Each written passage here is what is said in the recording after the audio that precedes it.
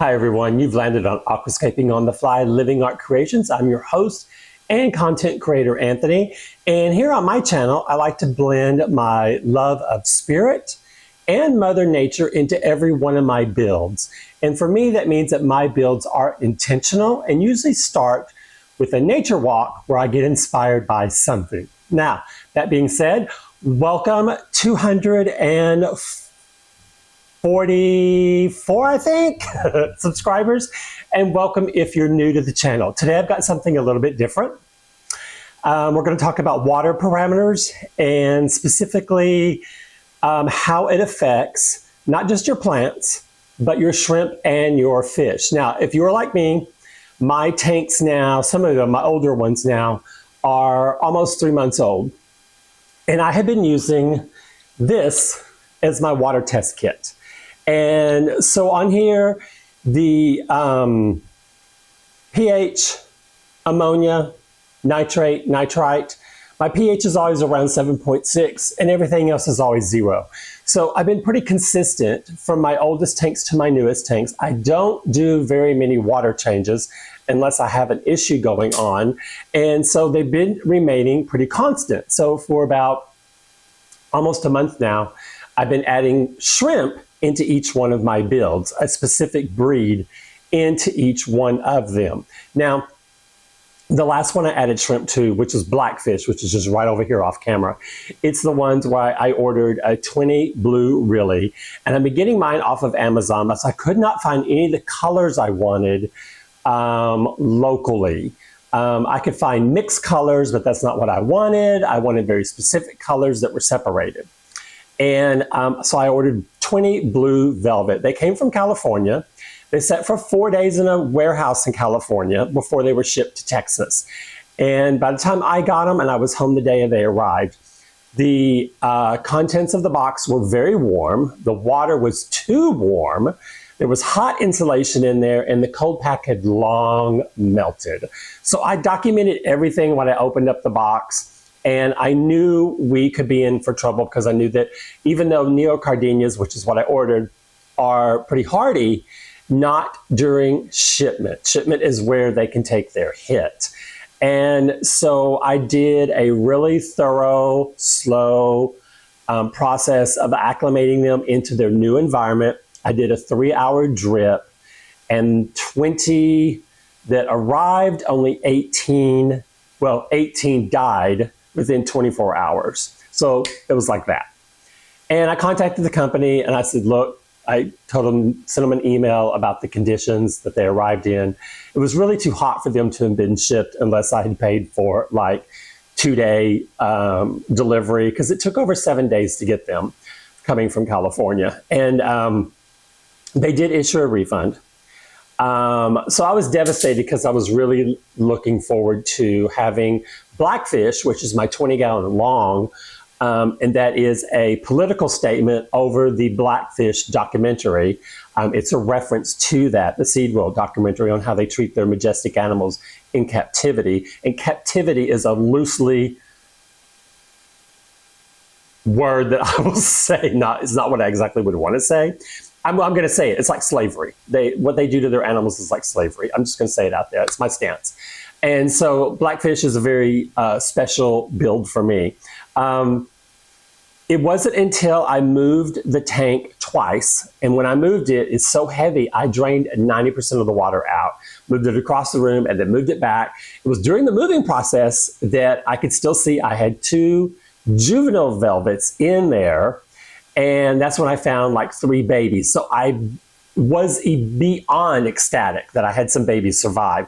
I thought the babies would have just been eaten off or dead because the other ones were all dead. Well, when I add the water back in, over the next week, I started getting up during the night and checking on them. And when I started putting food in there, specific food for shrimp, that's when I was able to count 25 to 27 live babies, plus my 2 juveniles.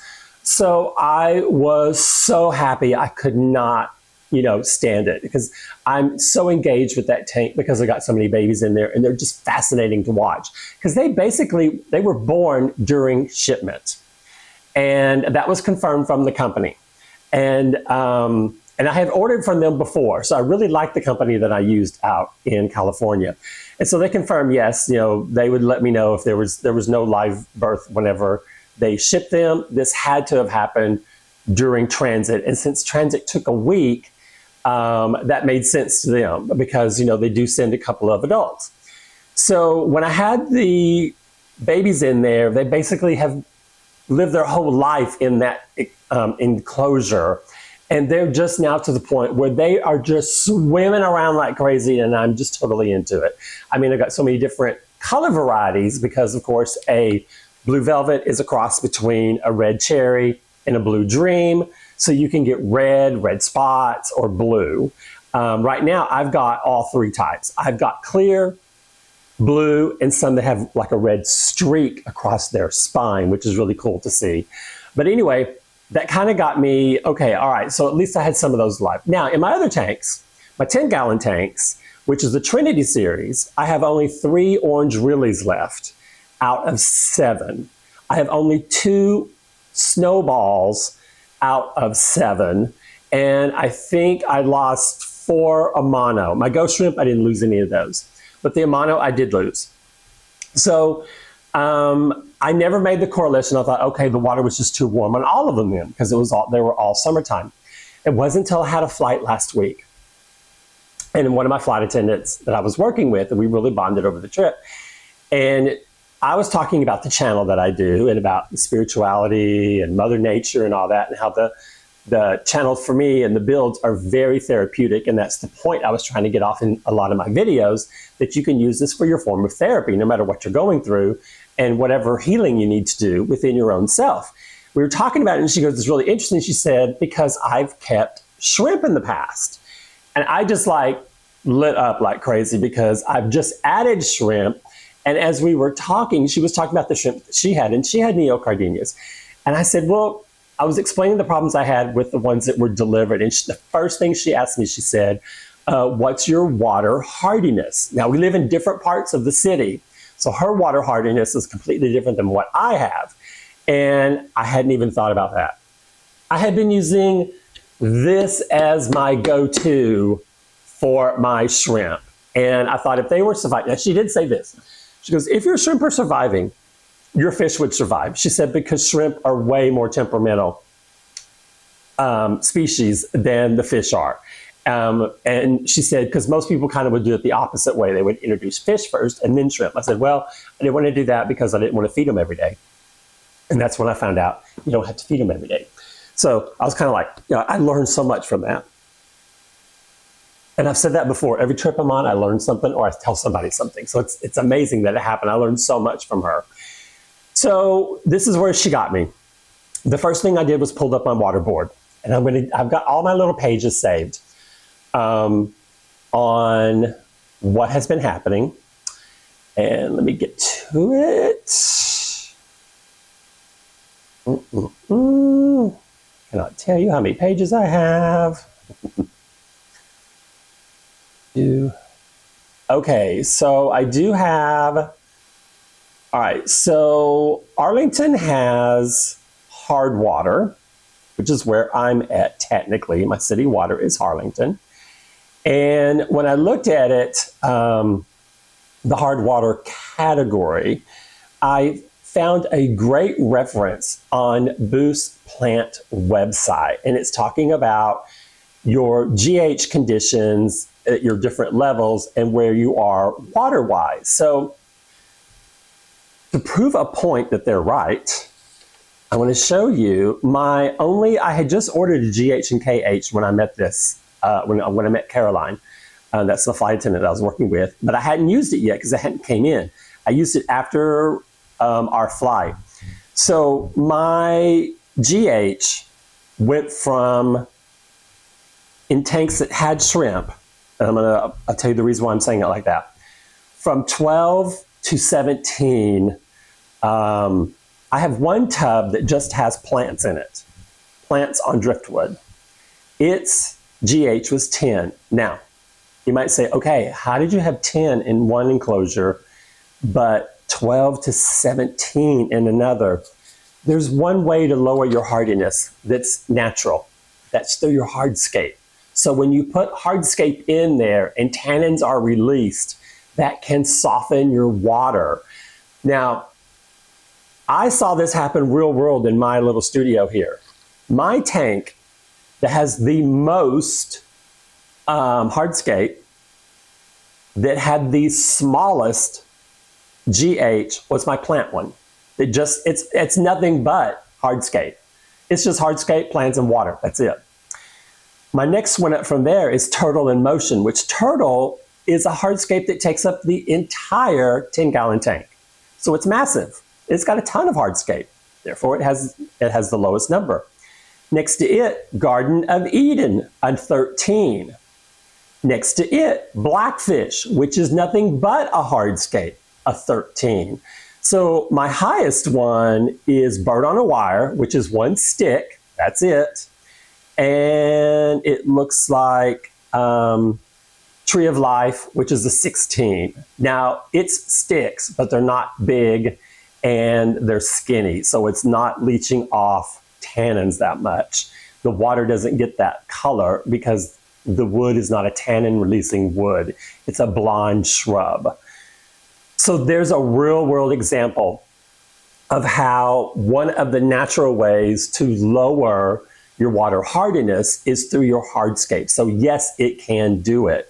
A second thing is, when I was looking at this, the big question came up is I thought, okay, the easiest way, because you can also use distilled water. So you could use distilled water with your tap water. Distilled water is so expensive. I was like, there's no way I'm buying distilled water. And even a lot of places that say they sell distilled water, they don't mean where the water hardiness has been pulled out of it. They're talking about something else. So that's really not going to help us. So this helps up to a point, but don't let this be your end all. And I ordered, this is a 75 gallons per day twist in stage 4 RODI unit. And this is a reverse osmosis and deionization water unit. Now, I did not get the cheapest one. I got, this one was $98. Now, let me give you a caveat. I don't purchase anything on Amazon, and I don't recommend anything on Amazon that I buy. I just let you know what I'm buying for what I use. But I don't look at anything less than 4 stars. So my bottom grade is 4 stars and up. And that's where I start. So you could find probably cheaper units on there. I did find one in its like something that was just north of 50 bucks, like 60 something dollars. But it was a 3-stage. The cartridges are really small, so you need to pay attention to that because you'll have to replace your cartridges. Now, my tanks are just 20 and 10 gallons, so I'm not doing a whole tank change. That's one of the things that all of the websites talk about. You need to have some of these chemicals in your water naturally. What you want to do is just bring down the hardiness level, because everything else I was fine on, because everything other stuff is getting tested under the API kit, and my GH and my KH was just right at being on target. It's my GH that I was having the problem with. So when I picked this out, I picked it out because it's a portable unit. It doesn't come with some big confusing tank, so I can keep it under a sink because I have very limited space here. The one thing though that caught me though, so it arrived. It is in this nice big box right here. And this one ended up having 4.5 stars out of 1,000 reviews. And I'm going to put you a screenshot of what I bought so you can see exactly what it is and look at it for yourself. Here's one of the things I wish they'd had online, because this meant a lot to me. Do you have chloramites in your water supply? Water supply treated with chloramines is different than chlorine. When chloramites are present, a special filter is required. Please contact your water company to find out if they treat with chlorine or chloramites. Okay, let's go back to our water. Under regulated substances, chloramines. The average level is 3.5 ppm. Now, you might want to ask, well, what is a safe level of chloramines? Let me find that for you. Okay. The safe level of chloramine for shrimp in an aquarium is between 0.002 ppm. I'm at 3.5 ppm. What it will do, and it says there is, well, the horrible part is they talk about regular water changes, but if it's in your water level, then you've got to use you've got to use purchased water to remove it. So there is nothing that you can buy, I think, other than I found on one website where I want to say it was vitamin C or something like vitamin C or some type of a powder you put in your water that was a chemical, but you have to be really, really, really specific or you can overdose and kill everything. So I don't want to be messing with that kind of chemistry. I don't want that kind of a headache. I want something that I can plug in and it'll pull it out like this. There is a level though. Let me find it for you. A chloramine level of 3.5 ppm is extremely unsafe for aquarium shrimp. It can lead to health issues, death. If I remember correctly, it burns their eyes, it peels their skin, it affects their internal organs, and death. And it makes them completely stressed out, well, especially if it burns their eyes. So I've just been feeling horrible about this. Once I started finding this out, I'm like, oh my God, this is horrible. Now, when I read this, though, I had to immediately go in and find a supplement filter for the chloramines.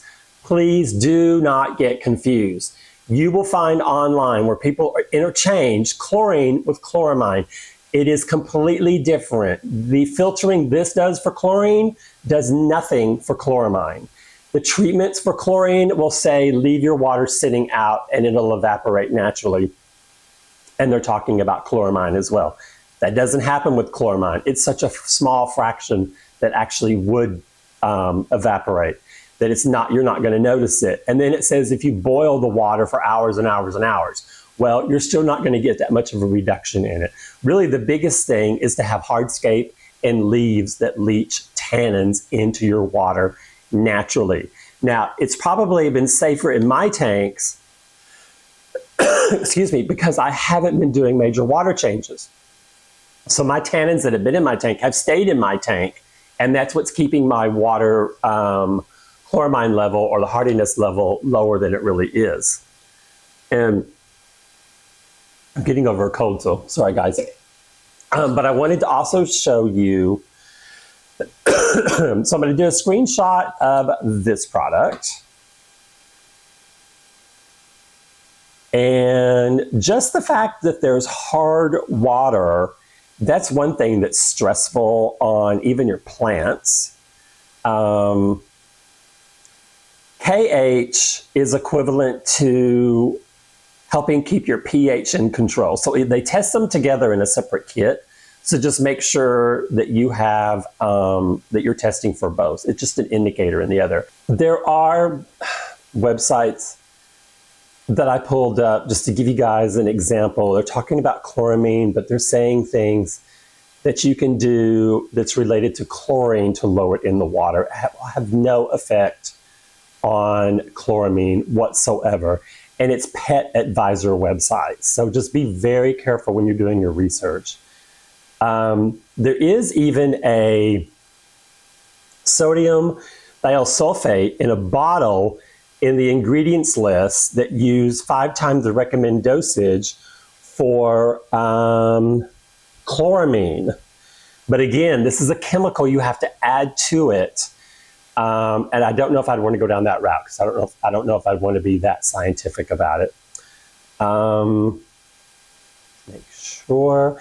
And remember, to get your water quality report, just go to your city's website. That's where you'll be able to find. So here's another one. Lowering GH in an aquarium can be achieved by using reverse osmosis or deionized water. Now just remember, the deionized water is something you can purchase, but you have to make sure that's the type of water it is. It's not just gone through a small chemical process. It's really pulling out the hard water aspects of it. I mean, I did so much research on this. The ideal hardiness for the neocardenias is between a 4 and an 8. And I think that was Google. Google AI also said one way to get it down, your hardiness level is through an RO, reverse osmosis. So you take your tank, pull out some of this heavier, harder water, and replace it with the RO water. Now, what you'd want to do is do this gradually, though. Every website talks about that. You do it gradually, because if you do it drastic, it can send everyone into shock. So we don't want to do that. So what I'm going to do is probably start with a 25% water change. And for me, that would be a 5 gallons in my 20-gallon tank.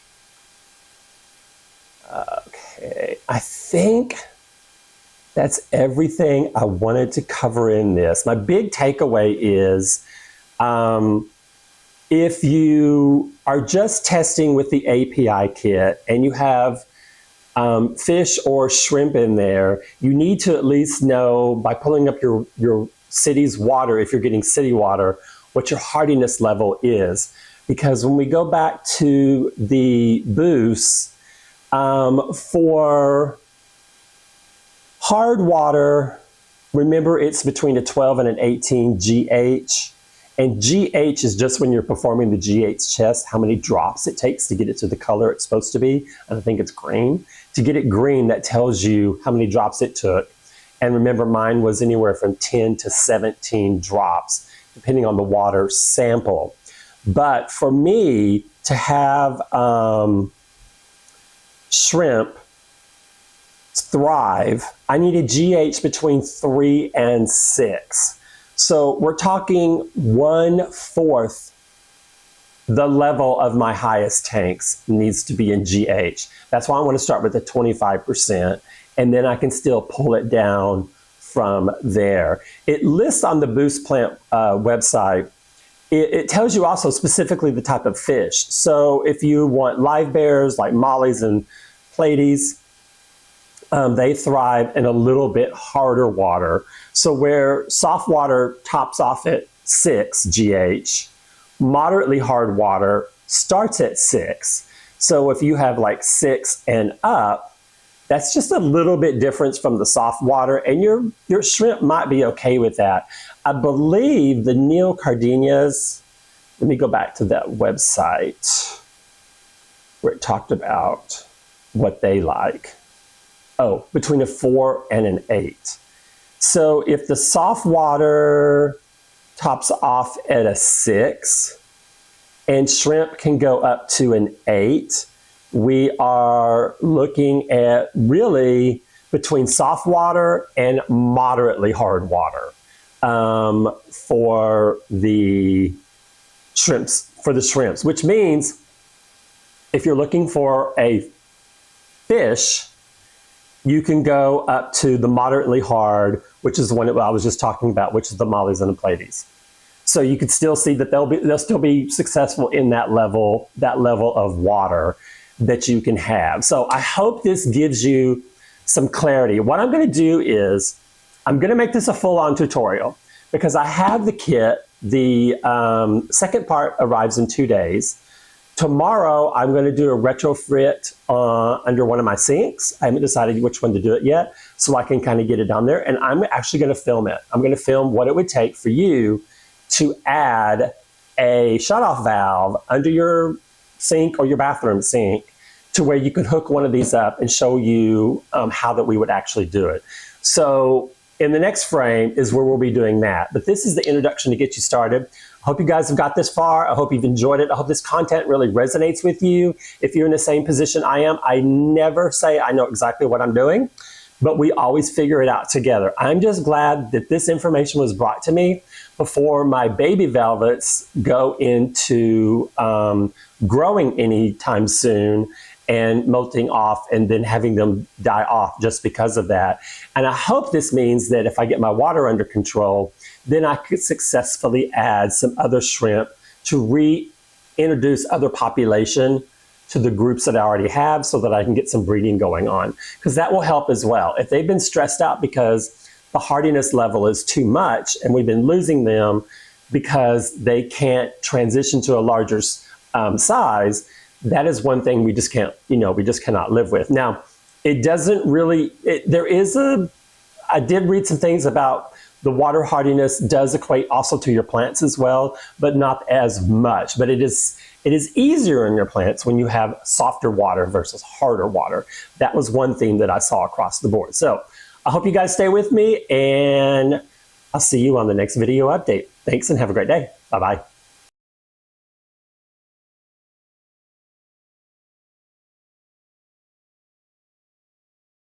Okay guys, so here we are.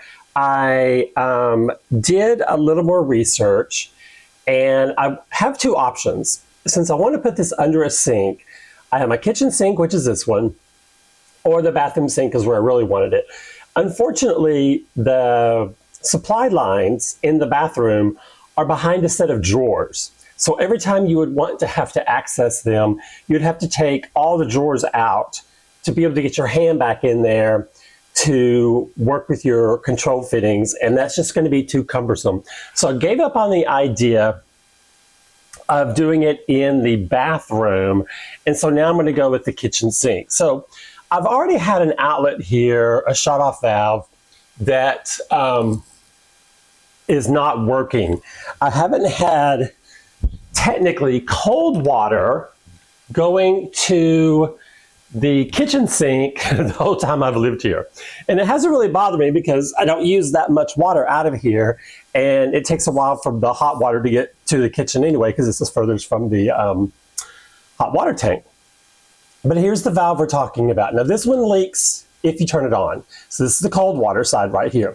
So what I'm going to do is take this valve off. It's already connected to the sink. I didn't know that at the time that this was leaking, so it's always been shut off. Normally you would also have a dishwasher connector coming over here. Now I don't have a dishwasher, so this was never set up to have two lines on it originally. They split a line off, and I know that really doesn't make sense unless you saw it, but what I've decided to do, and I have a backup plan, this does go on your faucet as well. There's two fittings to where you can put it on your faucet. I just don't want to have to take my faucet apart because I have one of those funky sprayer ones. And here's what I came up with. So this would come out of the wall. The cold water line going up to the sink would come out of here, and this side could come over, and this is where we can fit the reverse osmosis system on. So it's got two outlets. Now, to get it to fit to the fitting that comes with the unit, I had to buy a couple of other pieces, and so I had to go with an adapter, and well, they're both adapters. They're just different kinds of adapters. To be able to get it to everything to hook up. So I'm waiting for the water of my complex to be shut off because we don't have our own individual shut-offs. So they're going to shut the building water off, and I've got 2 hours to put this on. So I'm waiting for that so that I can take this off, get it clean, and put the new pieces on together. Now, if it doesn't look like it's going to work, to get my kitchen sink to work with cold water, I just bought an extra regular sink faucet valve. It's just one version of it. So this one I bought here. I think this one was $30, just because it's got two outlets on it. Normally they come with one, but this one has two, and I think this was $30-something just for that one piece. So altogether, I think I'm going to spend like $40 to get this set up to where it can go under the sink. And while I was there, I did look for extra line. There's white tubing that comes with the unit. I couldn't find anything else like it, so I may reach out to the company to see if they have an alternative source. So what I'm going to do, because I usually like to have music going whenever I am working, I'm not going to have the microphone on while I'm actually doing the work. Under the sink, I'll have the camera running, and then you can see what I'm doing. But basically, you know ahead of time what I'm doing, and you can see what my system looks like, which yours should look very similar to this if you're like in North America. And then you would know what to do. So remember, it's cold water side, not the hot water side. And you can always tell because your lines here on the modern feeds are color coordinated. See, there's blue and there's red. So I'm gonna put you guys on pause and then wait for the water to shut off, and then I'll get back to work. But it'll be in silent mode. So you know I'll be listening to my dance tunes in the back. So I hope you guys enjoy. Stick with me.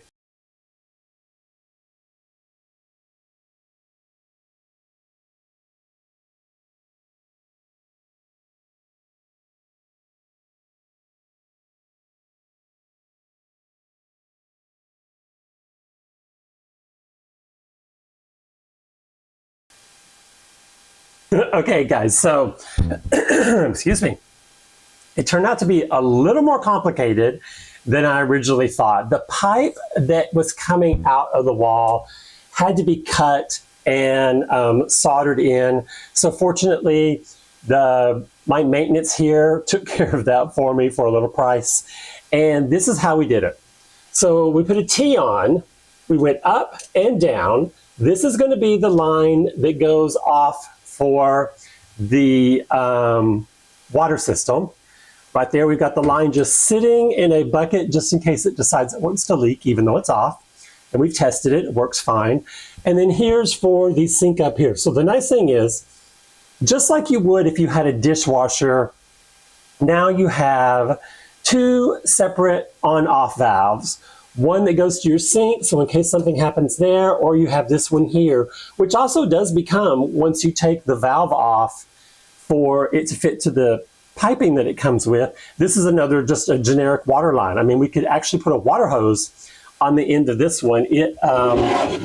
Right now, I'm using one of the fittings that comes with it, and I won't be able to put anything together because I'm waiting on one more component filter because the chloramine that we have in the water that I have.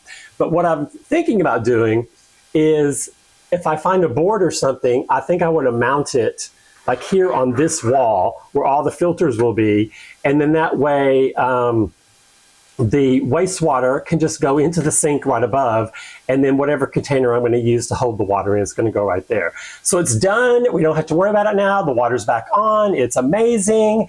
And the next little episode, when we continue on, is going to be actually putting the system itself in and following those instructions. So that also will be another full hands-on tutorial. So thanks for joining me on this one, and look forward to the next one, which for you will just be a hot second. You guys have a great day. Bye-bye.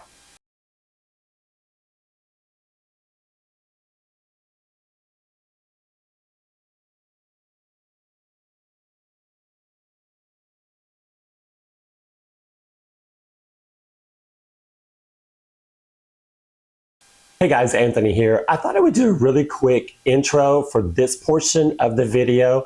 This is where we're actually going to put the components together for the Aqualife reverse osmosis system. Now, you guys will remember when we first started this, I had the original contents, which is what I've got right here, but we had to add a mega one to the order because of the chloramines in the water that I have locally.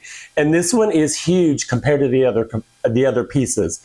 And what's interesting on the website, even on Amazon's website, these things look really small. And I was surprised how big they are.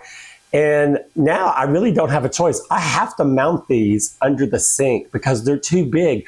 I was going to mount them on like a board, like a flat board, to where it could be mobile. There's no way. These things are too big. But as a side note for the video, okay, I was supposed to be doing this hours ago. I had what could only be called a spiritual binger last night. Now, I've said before on my videos, being a flight attendant, I don't drink alcohol, I don't drink coffee, but I was on a binger last night. I was set up to do a podcast interview about spirituality with Jasmine that has her own podcast show. I think it's called Ethereal Pathways. And we were set for an hour. We started at 9. We finished after 2 a.m. Yes, 5 hours.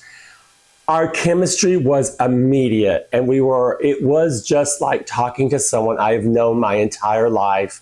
And for those of you who are interested, I'm going to try and put a link or at least a photo of her logo because she doesn't have a YouTube channel. She just sets up these podcasts.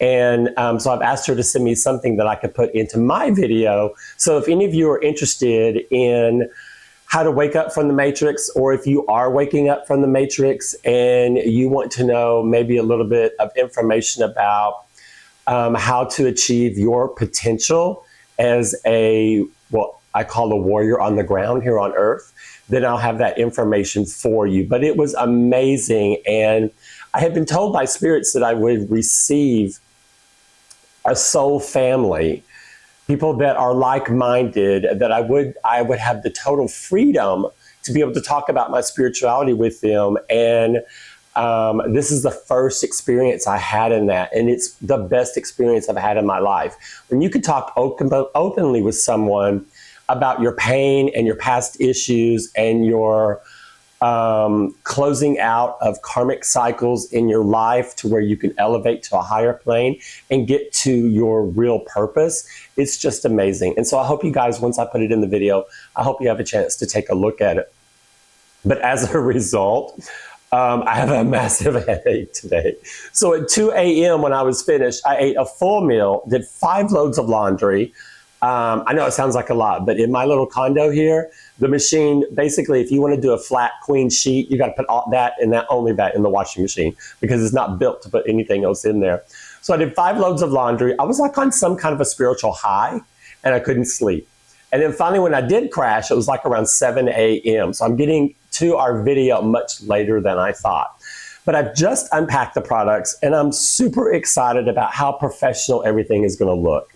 I was not expecting that. I mean, so when you open the cabinet where the sink is going to be, it's going to be, I'm going to have it nice and laid out to where everything is mounted. So one of the things I wanted to show you is here. This was the original first part of the filtration system that I purchased. Now, this is the one that you can use, I believe, if you only have chlorine. But since I have chloramine, I had to add another component. And as you can see, all right, so it can come mounted. So you can mount it to the inside of your cabinet. These flip up so that you can screw and unscrew the canisters inside it whenever you need to swap them out. Now, these will last a really long time for me because I only have 10 and 20 gallon tanks. So I don't have anything huge, but I love it how they're already connected, but now I'm going to have to change the connection because I am adding this component. And this component, actually, your water is going to go 1, 2, pop up, go into this one, come out of this one, and then go back into this one and this one. And I think that may be why this piece is right here. So I'm going to have to delve into the directions for everything to make sure I get it on there perfectly aligned.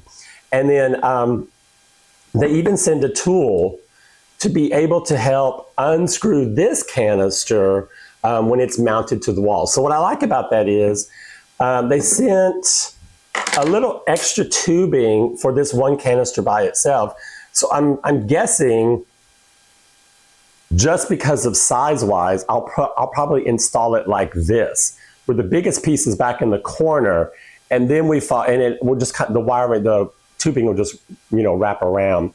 Now, when I had I want to talk about the expense. So the expenses had jumped up just because I had to add this piece, but also in my situation under my sink, I was just going to replace the valve, and it was not that easy. The pipe that was coming out of the wall was too short to add another one to it, so it had to be cut out. And then it had to have a T put on it, and then the pipe coming out, and then going in two directions to put two different valves on it, one going to the sink and one going to the reverse osmosis unit itself. So each of them have their own shutoff, which is really what you want. Now, because I didn't have a torch, and I didn't have copper tubing, and I didn't have any of the supplies to do that, I was prepared just to unscrew the on-off valve and replace it with another one.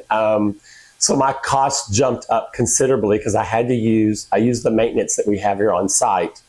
And just to put the new plumbing in place and two fittings, it cost me $285. So where I thought I was going to be able to spend less than $200, I think we're going to be at $500 for this project now, with having to add this piece on there and the extra labor costs to put that in.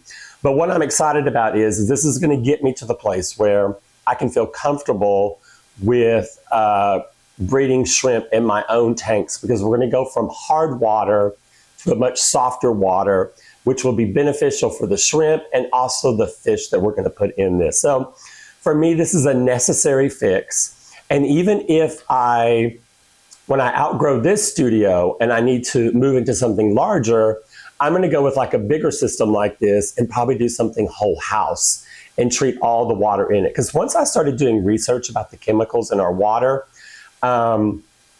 there's a lot of stuff in there we don't need if you have a really good filtration system.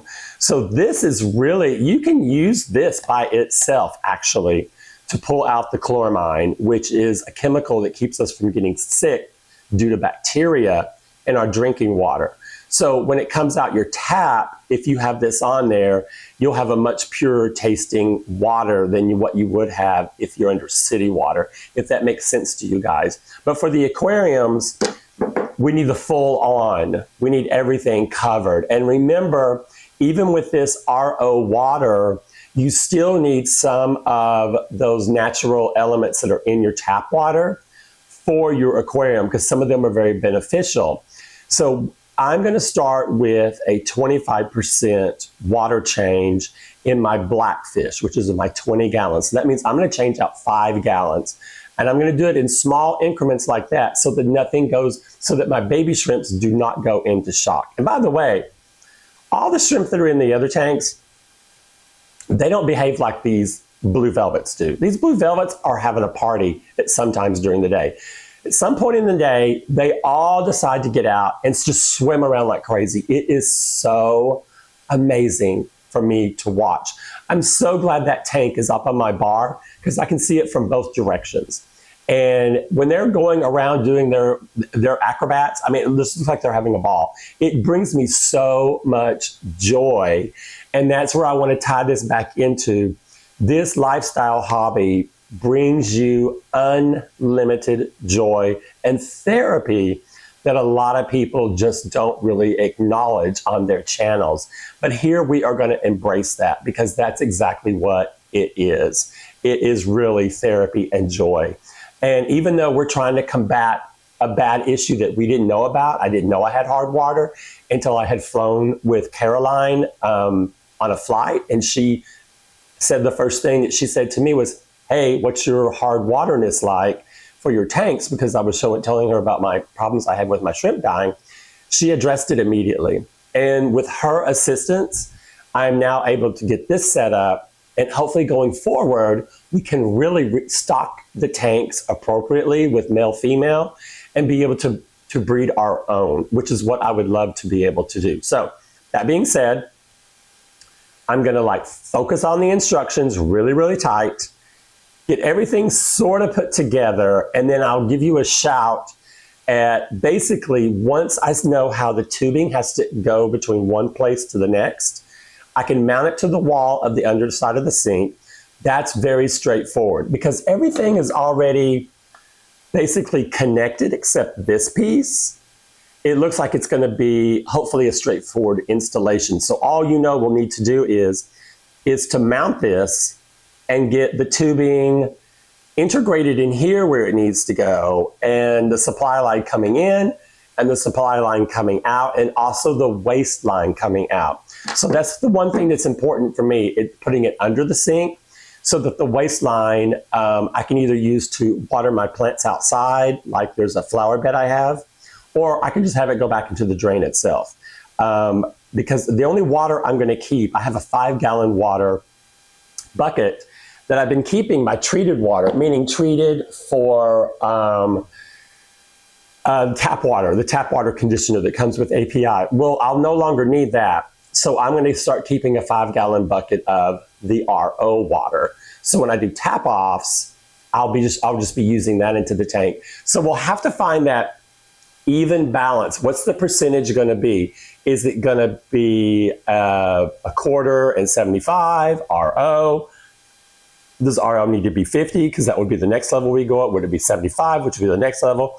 You just don't want 100% RO, because then you're going to not have some of the benefits. So that's where our testing of the water will come in very, very importantly. So when we get to the part where this is installed and it's starting to make its water, then I'm going to go back and I'm going to do a water test on Blackfish to see where the chemicals are at that time. And then when we do our 5-gallon water change out, then we can do another water test and we can see the difference immediately. So that's my goal for the entirety of the video here. And then I'll take that same application and we'll do it with all the other tanks. It's just that the 10 gallons will receive a much smaller portion because some of them, I remember in the intro to the video, your wooden hardscape that leaches tannins makes your water softer. And so a couple of my tanks that are on the studio wall don't have a GH that's out of whack like that. It just needs to come down about just a few numbers to get it into something manageable. So each one's going to be a little bit different story on how we attack the numbers and get the water from hard to soft so that they can molt successfully and not have them affect their health, because it just doesn't affect their molting. It also affects their eyes, their coat, their internal organs, because it becomes too toxic for them. So during this whole process, since I've learned about it, I've done no water top offs because I don't want to add more GH into each one of the tanks. So I've let the water level drop naturally. What's evaporated has evaporated. And then the only water I want to add is the RO water to begin with. So I start counteracting that balance. And I hope that makes sense to everyone. If it doesn't, please leave me a comment and I can do some further clarification. But right now, let me get set up, get to the point where I'm going to install it on the wall, because all it basically is installing these units on the wall and getting the tubing going in the right direction. And then we're set up from there and we can start making water. So thanks for being with me today, and let's get working. Okay guys, I want to give you a detailed breakdown of this. One thing I love is the instructions are super easy to follow. So because we're adding the central larger piece in this, you just have to interrupt the flow of what the normal channel would be. So it normally goes 1, 2, 3, 4, and then here is the wastewater. Now, what we're having to do is interrupt it. Now you can see these all lift up and they're connected by these little tubes right here that also have these little blue clips on them. You just snap these little clips off, and then there's a tool that comes with it, excuse me, like this. You press down on the blue clip that's left on there, and that releases the tubing, and the tubing just slides right out. So it makes a compression fitting tight when they're connected, but when you need to remove them, like I did, all right, so this one and this one remain the same. It's between these two where we have to disrupt it. And here is what we've got is I've added, this was one connection just like this was. to where it was a flow between 1, 2, 3, and 4. We broke it up here, and all I did was put on 2 elbows. So one's going to go up and go into this canister. It will flow out and then go into this canister. So it makes it super easy. All I have to do is allow for the extra tubing, which they provided, because you can't, like, there's not enough room under my sink to fit it, like, you know, where it would go in the middle like this. It's because it ended up being too big. So they're going to have to go they'll have to go, here we go, side by side like this. But I wanted to show you something. The instructions are super easy. Here, let me see it now. Okay, no, okay, hang on. Here we go. Yeah, so it gave me exact instructions on installing of an elbow and how to do it step by step with photos. This is the part that's incredible. And now when you flip over, it gives you multiple ways that you can install all kinds of, like, a tank or a regulator or automatic. There's a float valve if you want it to go into a larger tank. I mean, there's so many ways you can choose to make this adaptable to your purposes.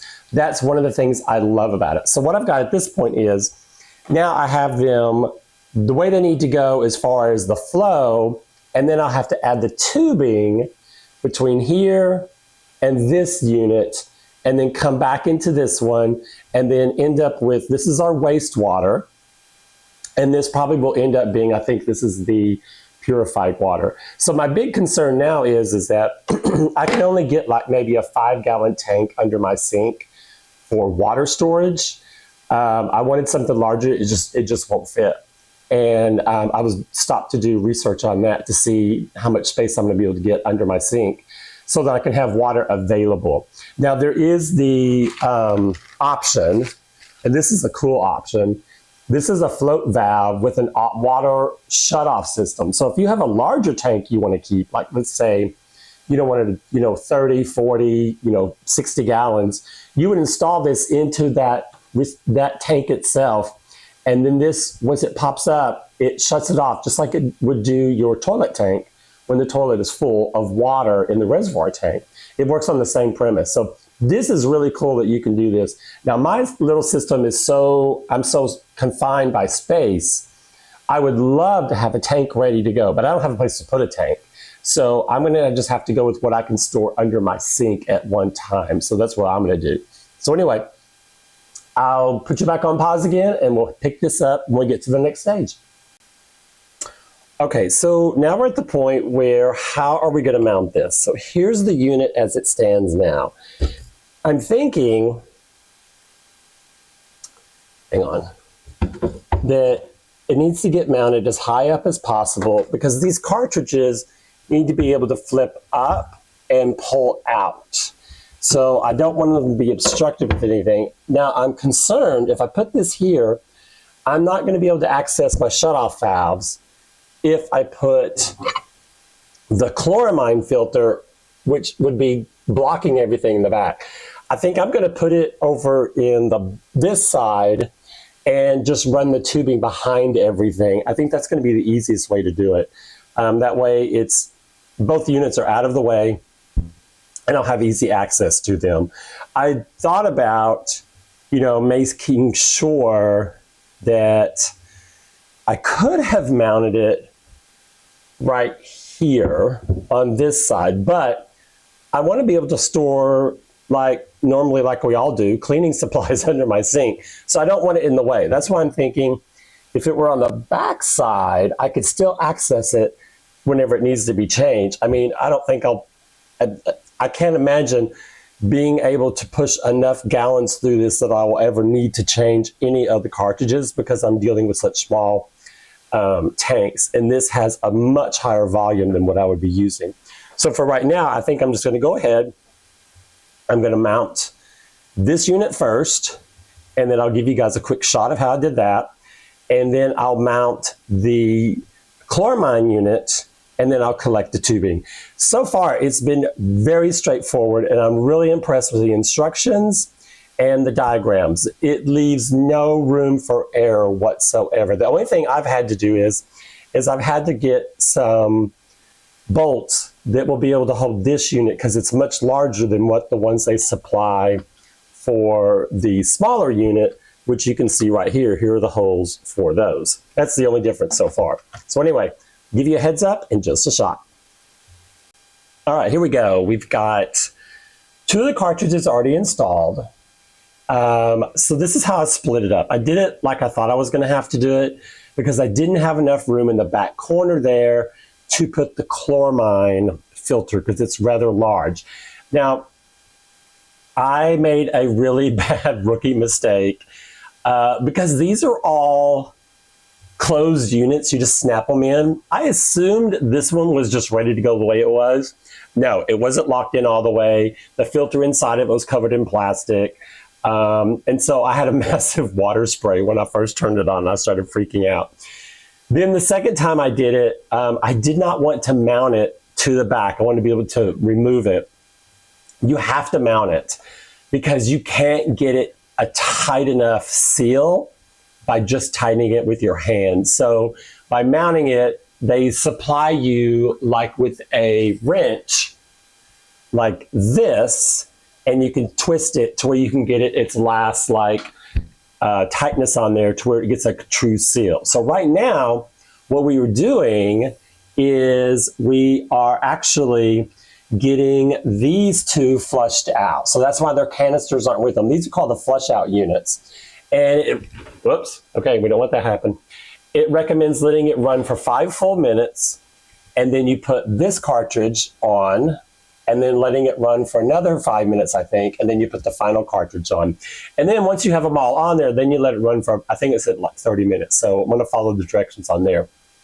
But I've set my timer, and I wanna show you how it looks from a perspective where this is what it's gonna be like when it's in your sink. So I gave myself as much room as possible. Okay, so what we have here, this is your waistline drain. Now, I measured it from down here to where it would go right into my drain automatically, like so. So I can put it right down in it, and I can hold it, and I don't have to worry about it coming out. This is our treated line, which is probably about, it came in a 20-foot section. I think I used 6 feet on the other one. So this gives me plenty of room. I mean, I could literally hook it right up into this aquarium right here, but I need to know how much is going in. So I'm probably just gonna put mine on a gallon, and then that way I'll know how many gallons I've got. And I do have, remember, my 5-gallon container that I've been keeping water in, but it's regular tap water that's just been treated. So right now I'm gonna let it run, do its cycling, get all of them in there, connected, and get that to run before I can actually start using it. And okay, this is turned off really, really low. My shutoff valve, I turned it barely. I mean, I don't want a lot of pressure running through this. But look at the outflow. That's really good. I'm really surprised by how much water is coming out so fast. So that's one thing that's good. If you have a larger setup, that's good news, because if you put that on high flow, like mine's not even on. I didn't even turn it a quarter of a turn. I mean, it's just a fraction on, just so it has just enough water pressure to go through. So that's really impressive, I think. So far, I really love how the system has been. It's been super easy. I just made the stupid mistake by not checking the chloramine filter ahead of time. But I think, oh, there's a timer going off. Hang on, let me go get that done. Okay, so I just switched out the third, which is the RO, and now it runs for 30 minutes. And then once I replace the last cartridge, I think it's D something, then it's immediately ready for use. The one thing just to make sure of is when you swap out this temporary membrane that was attached here like this one is, when you pull that off, water will come out. So make sure you've got a towel or something down to catch the water, because there's water in the line. It's just going to back up automatically because it's open.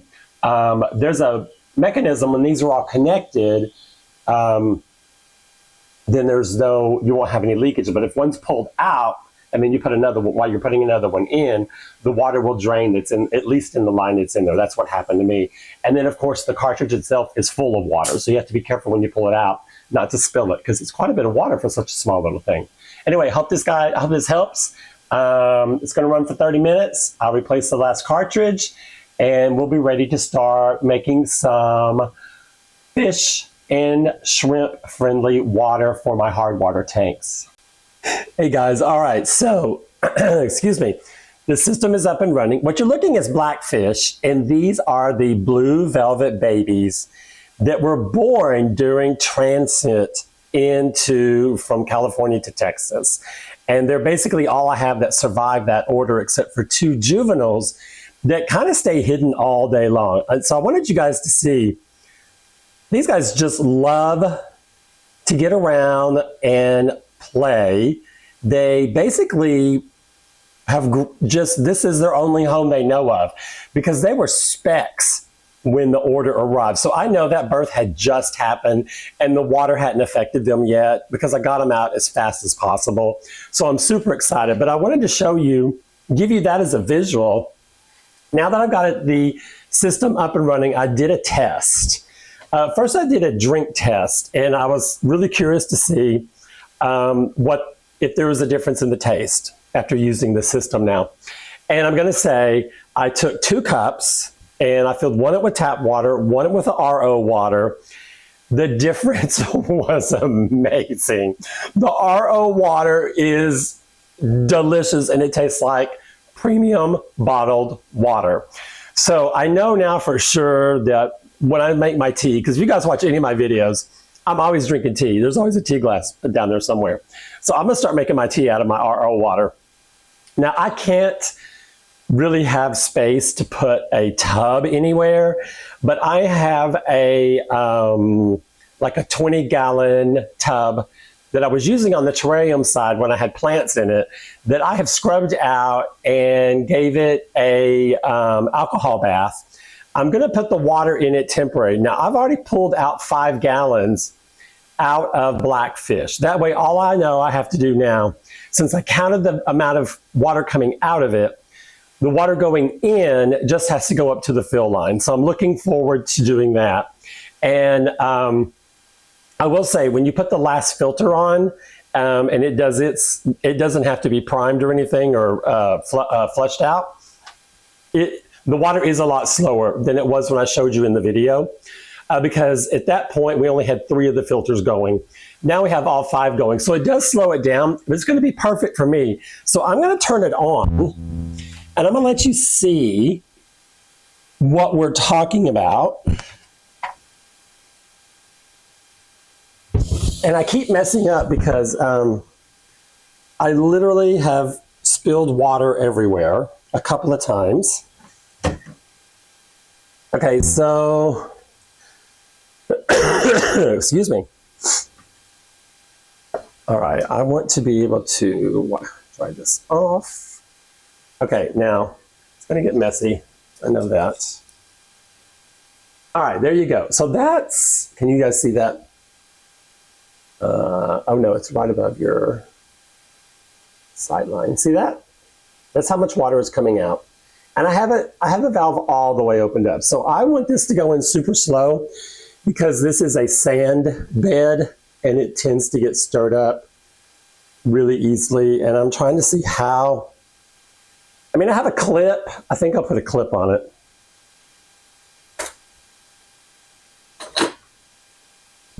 If it'll fit. Oh yeah, okay, hang on. I think yeah, that works. Okay, so I'll let you see that. So one line is going straight into the drain, and one line's going straight into the tank. And let's set the timer. Let's see how long it takes to put. Timer is set. So a couple of days ago, I went ahead and I did start like doing some little cuttings. I want you to be able to see the shrimp as much as possible, because they are so much fun. Now, this will give us a chance to talk about the blue velvet. You remember, a blue velvet is a cross between a cherry and a blue dream. I have 3 colors in here. I have some that are blue, some that have a red spine, and some that are still completely clear. Now, they were all born at the exact same time, but I have different sizes. I mean, some are bigger than the other ones, and I'm not sure how that happened, unless they're females. But they tend to, unlike all my other shrimp, they are way more animated. Now, the entire substrate in here is nothing but caves. So they have, so you can actually see right down through here. Blackfish is not attached to the rocks. Blackfish is held by suction cups and fishing line to the glass bottom of the tank. Excuse me, I'm getting over a cold. And the rocks are built around it with caves in mind because I wanted them to be able to have plenty of places to hide. But they just seem to have the best time. They just love swimming around. And the side from the kitchen is way more animated, so I'm so glad I put it this direction because they're literally just all over the place on this side. But the last time I counted, when I moved the tank and I had to drain almost all the water out, I counted between 25 and 27. So I know I have that many in there, and then and that includes the 2 juveniles, but you don't see the juveniles very often. They are not as animated as the babies are. I think the babies, because they just feel very natural in this environment because they basically, woke up. Okay, well, there's a juvenile right there. They woke up in this environment, and I guess they just see it as their home, and that's how they're using it, which is, I love it. I think it's amazing. When I did this one, it's the first tank that I put sand in because I didn't want to plant anything in the substrate. They love digging around in the sand, and they love the rocks. I mean, they're all over the rocks, and they even go onto the hardscape, and they will go into the channels of the wood that goes up on the hardscape. So it's like they'll get into a crevice and just crawl right up it and feed all the way through there. They do eat, I do feed them once a week a little shrimp pellet, and they eat that. But for the most part, they love just grazing on anything that's out there, especially in the sand, because they love playing around in the sand constantly. So they're always doing something like that. If you don't know if you can see them close enough, but the ones that have the red spine also have a red tail. And I know that I read when you have the different colors, I'm not sure. See, no, camera doesn't like that. That's about as close as I can get. When you have the different colors like that, it's totally normal to get those kind of colors because it's a cross between 2 different other neocardinia colors. All right, there you got a good shot. Okay, there's a blue one in the background. There is, well, see the clear one? It's very hard for the camera to pick up. Their favorite spot is this rock because they go under here where the sand is. They love that as a spot. Oh, we just missed one. See, that one's a very, very pale blue. I've got every color scheme imaginable. Let me see. They love all 3 of the rocks on this side. They're all over them all the time. So here they are, crawling all together. Maybe we'll focus on this side for a while. Let me see what you guys can see.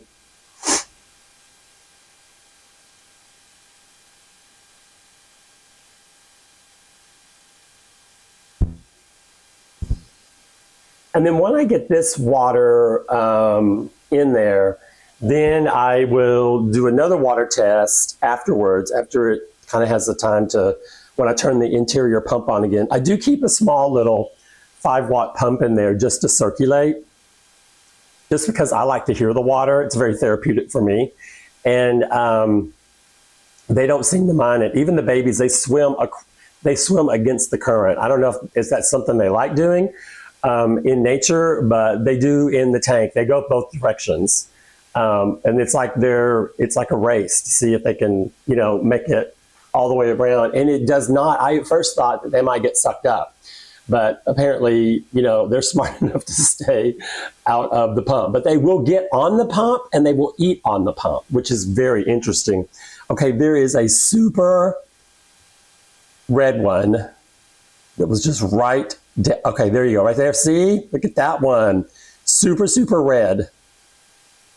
And so the research I've been doing is, this is totally normal, but I want to keep them in their same bread family so that hopefully I'll have, if I'm going to have a mix of them, it's okay. I just want to keep the blue as much as possible because that was the whole point of the build as it is. Let me back up. You guys can see.